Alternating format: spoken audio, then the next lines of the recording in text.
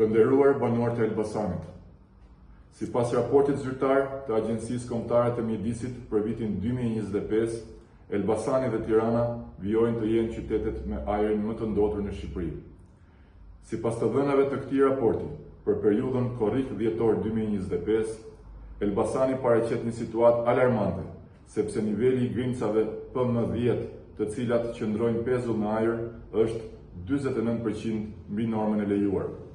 Ekspertët ngrenë shqetësimin se këto grimca, të cilat depërtojnë në rrugët e frymëmarrjes, mund të shkaktojnë ose përkeqësojnë sëmundjet e zemrës dhe mushkërive, ndërkohë që ekspozimi për një kohë të gjatë mund të shkaktojë edhe sëmundje të tjera të rrezikshme për shëndetin e banorëve.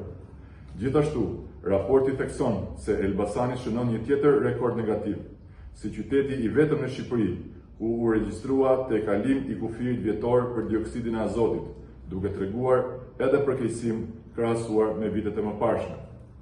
Në të njëjtën kohë, inceneratori i Elbasanit, një projekt që u prezantua si zgjidhja moderne për trajtimin e mbetjeve, nuk po e kryen funksionin për të cilin u ndërtua, por rezultoi një afere pastër korruptive dhe abuzim me miliona euro të taksapaguesve.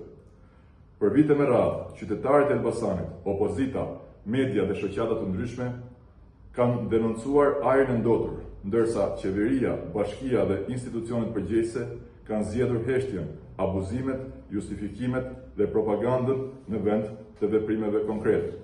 Ky raport zyrtar i Agjencisë Kombëtare të Mjedisit konfirmon atë që banorët e Elbasanit e përjetojnë çdo ditë.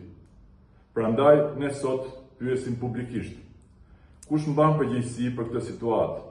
Pse pas kaq shumë vite shpërndime Elbasani vijon të jetë sinonim i ndotjes? Edhe sa raportet e tjera duhen? Sa njerëz duhet të sëmurën akoma që kjo qeveri, kjo bashki, të kuptojnë se shëndeti i qytetarëve nuk është një çështje propagande, por është një prioritet absolut që nuk mund të shpërfillet.